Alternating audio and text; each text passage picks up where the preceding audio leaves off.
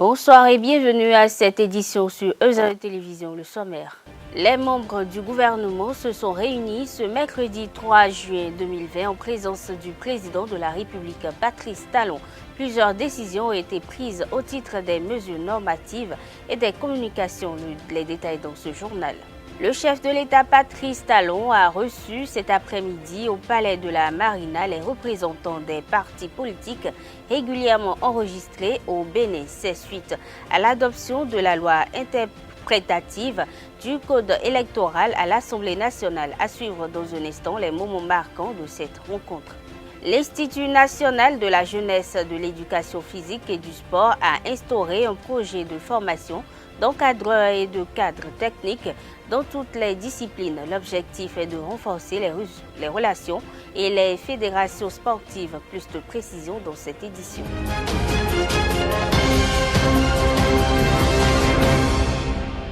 Bonsoir. Au Palais de la Marina, ce mercredi 3 juin 2020 s'est déroulée une séance de concertation entre le président de la République, Patrice Talon, et les représentants des partis politiques régulièrement enregistrés au Bénin. Il s'agit des représentants de l'UP, BR, FCBE, PRD, UDBN, Mouel Bénin, MPL, FCDB, PER. Cette rencontre fait suite à l'examen et l'adoption par l'Assemblée nationale de la loi interprétative du Code électoral dont a fait part le président Louis-Yves Lavonu au chef de l'État. En raison de la sensibilité de la loi et avant de saisir la Cour constitutionnelle pour le contrôle de la constitutionnalité et sa promulgation, le président Patrice Talon a tenu à échanger avec les différentes formations politiques pour s'accorder sur l'esprit de la loi. Suivez un extrait de l'ambiance qui a prévalu.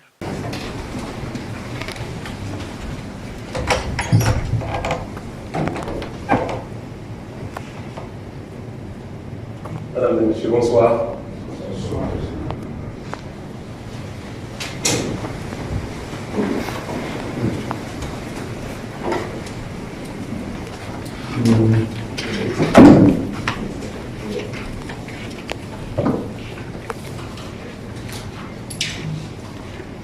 Bonsoir et bienvenue. Je note que tous les partis politiques invités sont présents. Je m'en réjouis et vous remercie, vous félicite pour ce devoir citoyen. J'ai pris l'initiative de cette rencontre à la suite d'une information que m'a adressée hier dans la matinée le président de l'Assemblée nationale pour m'informer, en raison de la sensibilité de la question, m'informer donc d'un projet, d'une proposition de loi qui devait être soumis donc hier au Parlement, aux parlementaires, pour expliciter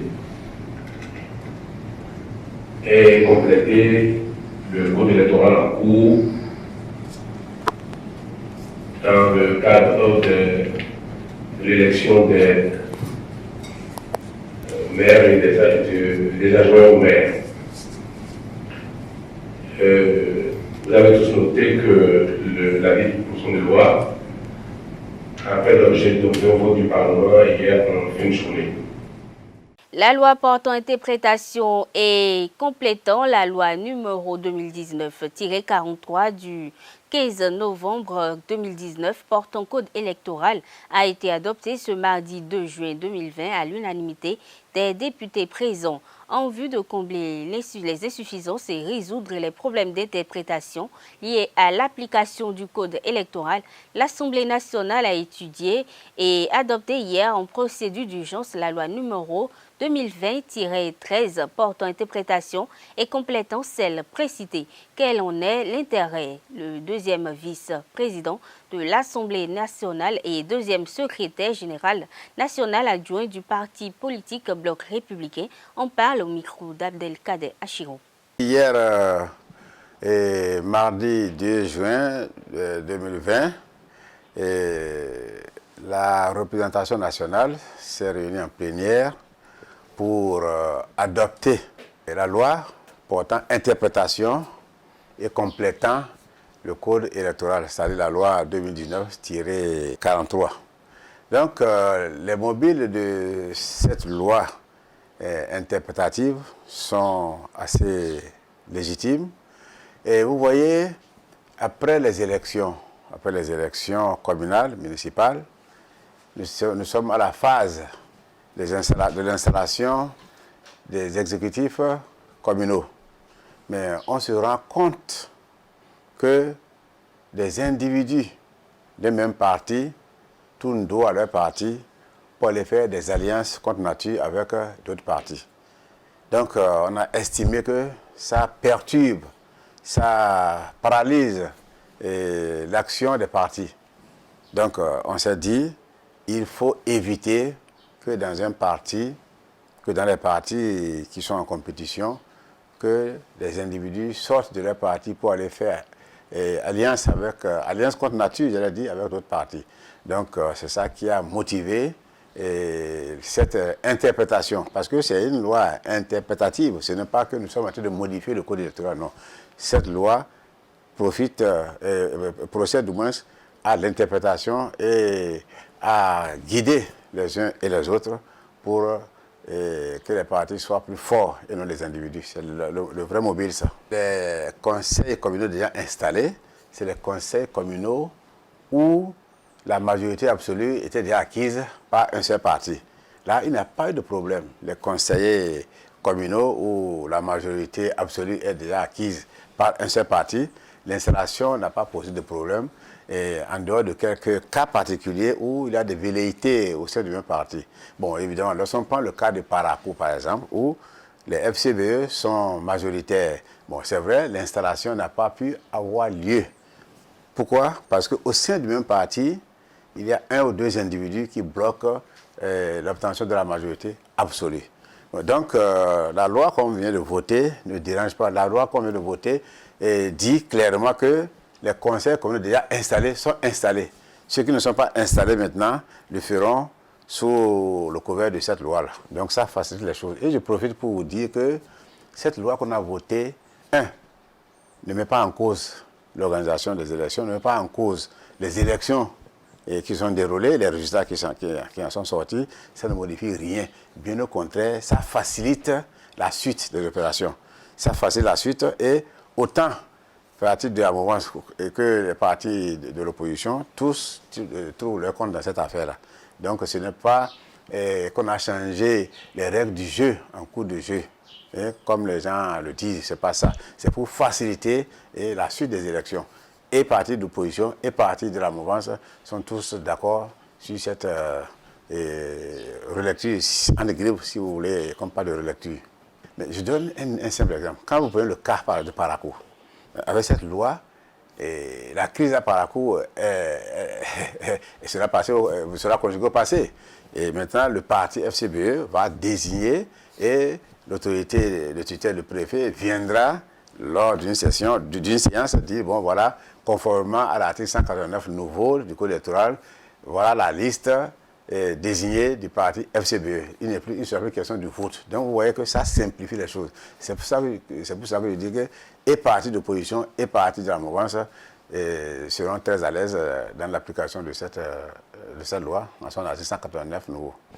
Et cette loi interprétative et complétant le code électoral vient régler ce problème-là. Vous voyez, par le passé, je donne un exemple, il peut y avoir 35 conseillers élus dans une commune. Et un parti A par exemple 15, l'autre parti A combien j'ai dit 10 par exemple, non, ou bien 18 par exemple, et un troisième parti qui n'a que 2 conseillers. Puisque ces 2 conseillers viendront basculer la majorité d'un côté ou de l'autre. Ainsi, ces 2 conseillers, ou bien ce seul conseiller d'un parti, est le faiseur de roi. Là, il s'impose, il dit, si vous me donnez la mairie, je vous donne tout le reste. Ça s'est passé dans ce pays. Je ne veux pas citer la commune, vous le savez bien. Donc, je crois que cette loi vient corriger ces dérives-là. Et ça va rendre les partis forts. Comment un parti va sortir des élections gagnant et un individu, deux individus vont se mettre de côté pour basculer la majorité dans le camp adverse parce qu'ils veulent sauvegarder leurs propres intérêts. Arriver là-bas, on va les nommer maire, premier adjoint au détriment du parti qui a la majorité, ou au détriment de deux partis qui sont constitués, qui ont la majorité. Cette nouvelle réforme vient clarifier certaines dispositions du code électoral, en particulier 10 articles, dont le 189, 190, 199 et le 200. Ceci dans le souci de mettre définitivement fin aux troubles constatés ces derniers jours dans l'élection des maires, de leurs adjoints et des chefs d'arrondissement de certaines communes. Je vous invite à suivre le député Gérard Benouchi qui donne des assurances sur l'impersonnalité de cette action législative des députés. Au regard de ce que nous avons fait hier, nous sommes allés expliquer l'article 189 pour dire clairement voici ce que nous voulons, que lorsque un parti est majoritaire dans une commune, c'est le parti qui désigne le candidat, qui désigne le maire, qui désigne le premier adjoint au maire, le deuxième adjoint au maire, les CA, sauf les arrondissements où il n'a pas d'élu. Et il fait sa liste qu'il transmet au préfet, à l'autorité de tutelle. Et une fois les conseillers installés, le préfet n'a qu'à leur lire la liste envoyée par les partis, le parti majoritaire, et ils prennent acte. Lorsque un parti n'a pas la majorité absolue, alors deux partis peuvent s'entendre pour conclure ce qu'on a appelé un accord de gouvernance communale. Et dans cet accord de gouvernance communale, les deux partis qui forment la majorité proposent qui sera maire, qui sera premier adjoint, deuxième adjoint, et qui sera chef d'arrondissement dans tel arrondissement. Donc le même accord de gouvernance qui présente la liste de ceux qui seront donc à différents postes est transmise à l'autorité de tutelle, donc le préfet, qui procède exactement comme on l'a dit pour le cas où un seul parti a la majorité absolue, lit cette liste aux conseillers qui prennent acte. Donc, mais au cas où aucun des partis politiques n'a la majorité absolue et qu'il n'y a pas accord de gouvernance communale entre partis pour former une majorité, alors procède comme à l'ancienne, l'élection du maire et de ses agents a lieu au scrutin uninominal secret. Les gens se prononcent comme candidats et on procède au vote. Si au premier tour il n'y a pas la majorité, on procède autant de fois comme c'était rédigé dans l'ancienne loi. Le texte est clair là-dessus, dit que lorsque un maire ou un adjoint au maire ou un chef d'arrondissement n'est plus en odeur de sainteté avec le parti politique qu'il avait désigné, ou lorsqu'il perd la confiance du conseil communal, hein, la destitution est possible. Le parti qu'il avait désigné, s'il donne son accord par un vote à la majorité absolue, le maire peut être destitué. On peut lui retirer la confiance. Le parti peut lui retirer sa confiance. Lui qui l'avait désigné peut lui retirer sa confiance.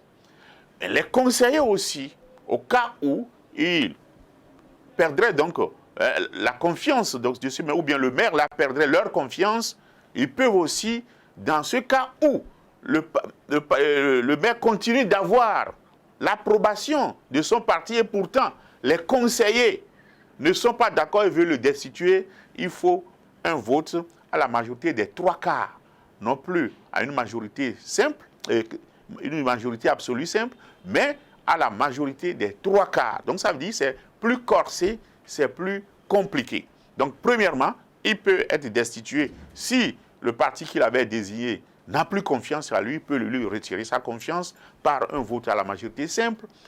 Mais si le parti il continue d'avoir la confiance de son parti et pourtant les conseillers ne le veulent plus, il faut un vote à la majorité des 3/4. Et oui, nous avons voté la loi, la réforme du système partisan a pour but de renforcer les partis politiques, hein, au détriment des individualités.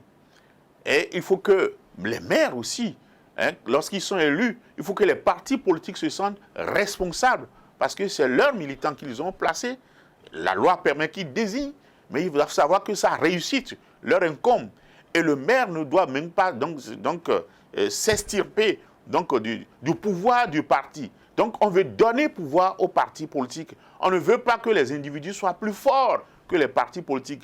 Partout où les partis ont la majorité, qu'ils sachent que c'est eux qui gouvernent, hein, ces mairies-là, et qu'ils ont de comptes à rendre aux populations. Et lorsque ces communes seront mal gérées, que ces partis seront sanctionnés par les populations aux élections prochaines. Plusieurs décisions ont été prises ce jour sous la houlette du chef de l'État Patrice Talon au titre des mesures normatives, création de l'Observatoire de la qualité des services financiers du Bénin, renforcer l'attractivité du système financier béninois et contribuer à l'amélioration du climat des affaires. Tel est le but de cet observatoire. Transformation à l'Assemblée nationale pour étude du projet de loi portant organisation et réglementation des activités statistiques en République du Bénin.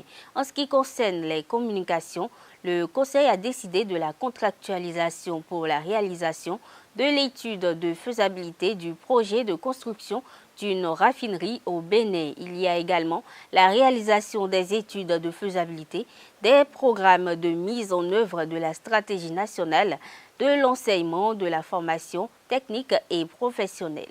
La réouverture des lieux de culte est devenue chose effective depuis ce mardi 2 juin 2020 à l'église catholique Saint-Michel de Cotonou. Quelques chrétiens fervents rencontrés sur les lieux ce mercredi 3 juin se prononcent sur cette reprise des messes et célébrations eucharistiques. Ils sont au micro d'Ivan Loïc Ahissou et Jeff Théonguet. Je suis très content de revoir la paroisse Saint-Michel. Très heureux puisque durant tout ce temps, nous sommes restés à la maison en famille pour prier, pour suivre les messes à la télé et à la radio. Et aujourd'hui, nous allons rester ensemble avec la communauté pour vivre la messe et ensemble partager le corps du Christ. C'est une joie immense qui nous anime. Je crois que les impressions sont bonnes et c'est une joie que de pouvoir revenir sur un lieu qui nous fait rencontrer notre Dieu, celui qui nous a créés. Il est vrai que Dieu est déjà en notre cœur et nous pouvons déjà le rencontrer dans ce cœur-là que lui-même nous a donné. Mais c'est encore une grande joie que de pouvoir faire famille, de pouvoir faire église-famille dans une maison, sur une paroisse qui nous accueille tous en tant qu'enfants de Dieu. Et donc je crois que notre impression pour cette reprise-là est d'abord une impression de joie, de pouvoir revivre cette ferveur-là de la foi en famille. Donc,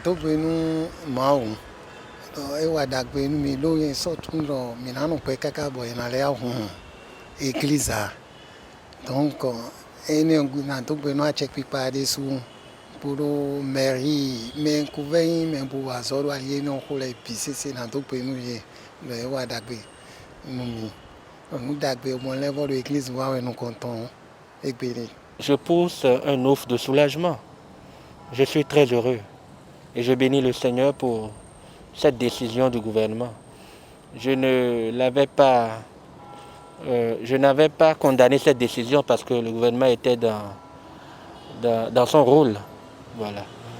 Mais j'ai eu vraiment mal car la liberté de pouvoir participer au culte est une chose qui tenait à cœur à beaucoup de chrétiens comme moi. J'en ai entendu parler de gauche, de droite. Beaucoup de gens, malgré qu'ils étaient pratiquement d'accord avec le gouvernement, ont quand même eu une pincée au cœur. Mais aujourd'hui, la réouverture, vraiment, je suis très content et je bénis le Seigneur. Donc voilà mes premières impressions face à l'ouverture des lieux de culte. Soucieux du bien-être de ses fidèles chrétiens, le clergé de l'Église catholique romaine de Saint-Michel de Cotonou a doté l'enceinte de la paroisse de dispositifs nécessaires de protection contre le Covid-19. Quelques chrétiens rencontrés sur les lieux livrent leurs impressions et appellent leurs concitoyens au sens de responsabilité. Ils sont toujours au micro d'Ivan Loïc, Ahissou et Chef Terongay. Et je crois que c'est la première fois depuis la réouverture des églises que je mets pied ici à la paroisse. Et je crois que les mesures barrières dont on nous parle depuis un petit moment sont bien respectées. Déjà à l'entrée un peu partout, nous avons les dispositifs de lavage de mains qui sont déjà là. Et nous avons aussi la distanciation sociale, les 1 mètre qui ont été demandés, qui sont respectés. Hein, quand vous voyez vous-même les sièges, tout est respecté dans une certaine mesure pour quand même œuvrer au frein de la propagation de ce virus-là.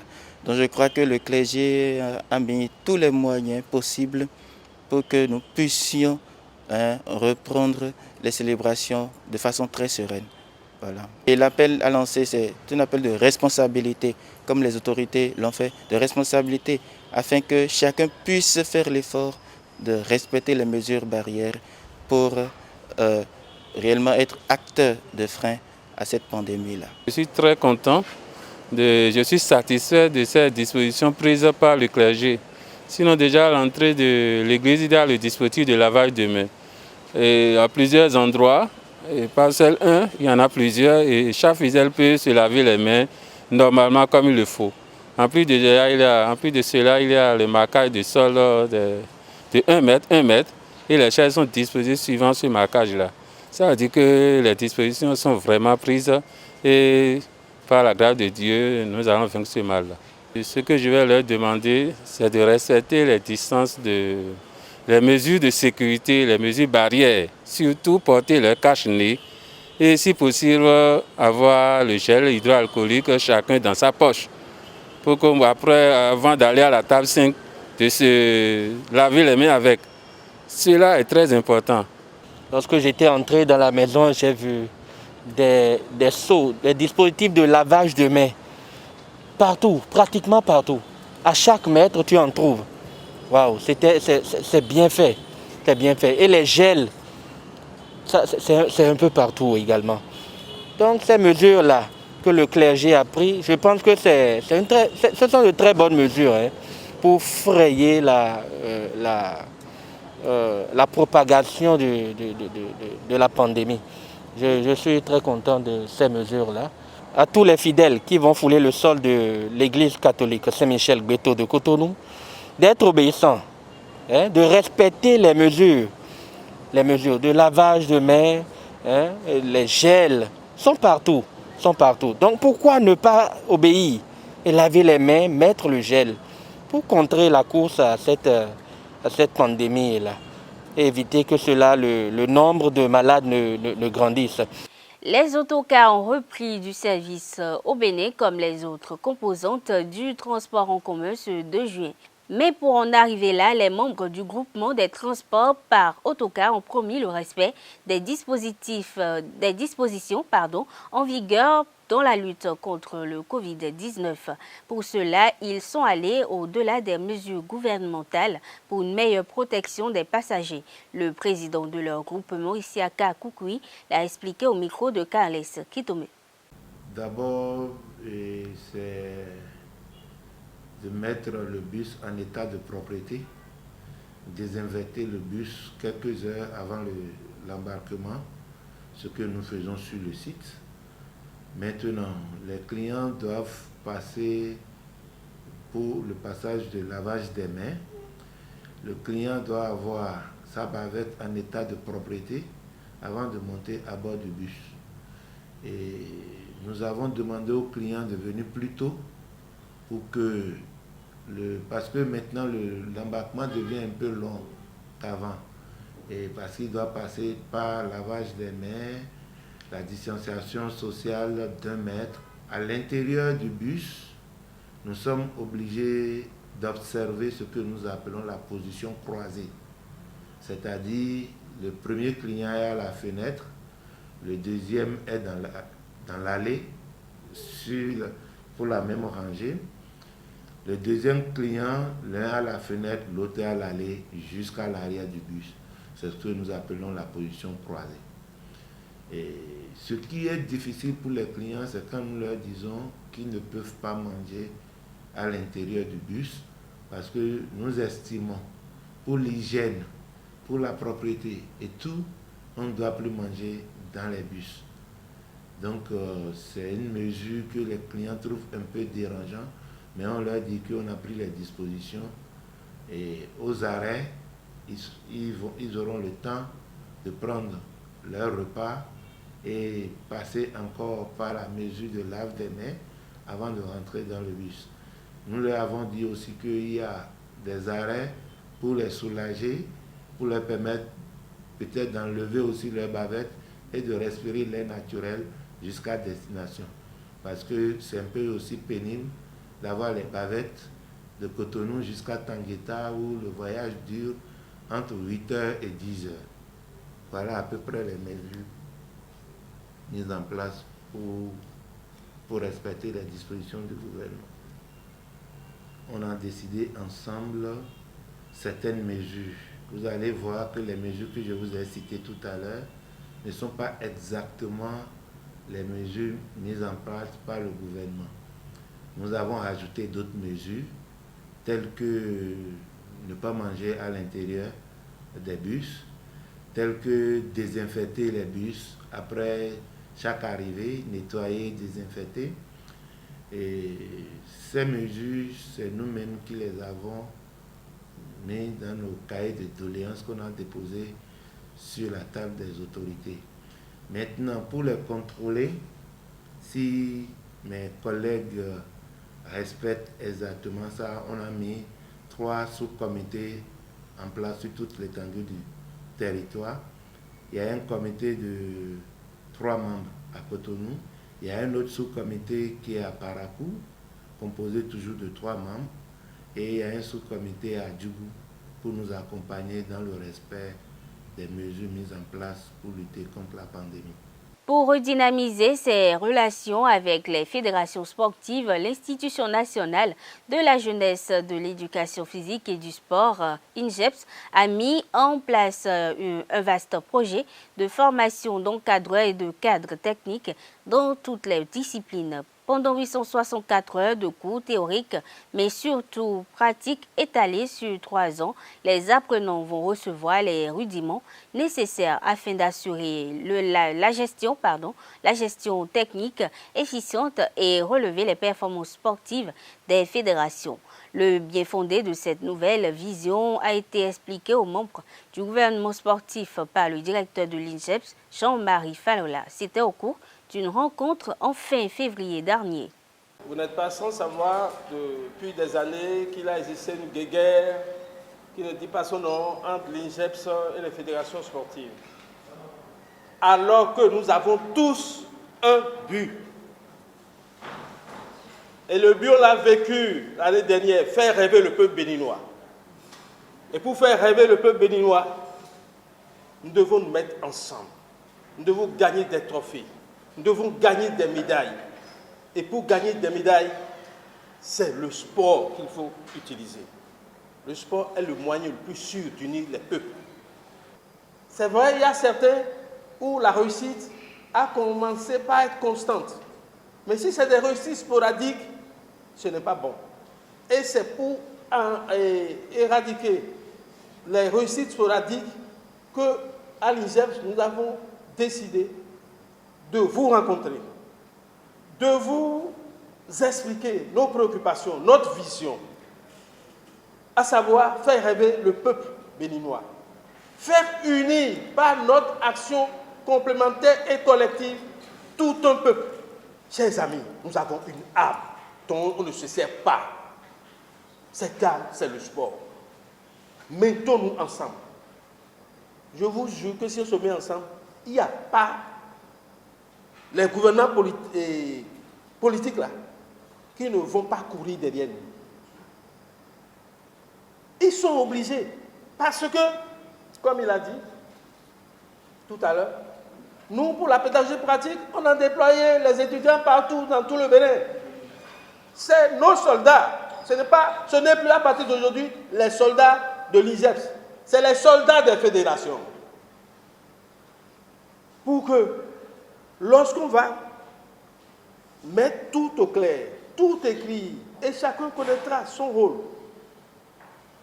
Mais ceux-là sont obligés de faire des stages. Là, on s'est arrêté de la 2e année à 4e année. Au terme de la communication du directeur Jean-Marie Falola, les acteurs du mouvement sportif ont apprécié le nouveau cadre de collaboration que leur propose cette institution. Suivez les réactions d'Isidore Léonide Gbagidi, président de la Fédération béninoise de gymnastique, Caliste Adankbo, secrétaire général de la Fédération béninoise de handball, et David Gbadamassi, président de la Fédération béninoise d'aviron. Les entraîneurs, nous nous en formons déjà. Maintenant, former en partenariat avec l'INJEPS, c'est ça qui ne se faisait pas bien. Et l'INJEPS même a fait le diagnostic et a vu qu'il y a des choses à changer, à modifier, la vision à modifier pour que ça aille loin. Et je pense que ce n'est que de l'eau que l'INJEPS apporte au moulin donc, des différentes fédérations. Et là, aucune fédération ne vous dira que c'est négatif. Parce que c'est dans notre vision, c'est dans notre programme d'action. Et la plupart des entraîneurs que nous on forme à la Fédération béninoise de gymnastique, c'est des produits de l'INJEPS qui sont formés comme professeurs d'éducation physique et sportive. Et nous, on prend et on modèle. On leur apporte ce qui leur manque pour qu'ils soient des entraîneurs. Je crois que c'était avec plaisir tout à l'heure que nous avons suivi la communication du directeur de l'INJEPS qui vient nous montrer leur nouvelle vision qui en fait faisait défaut et qui faisait penser qu'il y avait un conflit entre donc, cet institut et les fédérations. Je crois qu'avec ce qu'il a dit, et si c'est vraiment mis en œuvre et qu'il n'y ait pas d'obstacle à un niveau ou à un autre, le sport béninois va en sortir beaucoup plus grand. Parce qu'au niveau, n'est-ce pas, de l'encadrement sportif, il y a beaucoup d'exigences, des exigences qui sont même dictées déjà par nos fêtiers. Et nous saluons vraiment cette ouverture que l'INJEPS est en train de donner aux fédérations et nous n'allons pas hésiter à saisir la balle au bon. Mais le problème demeure toujours.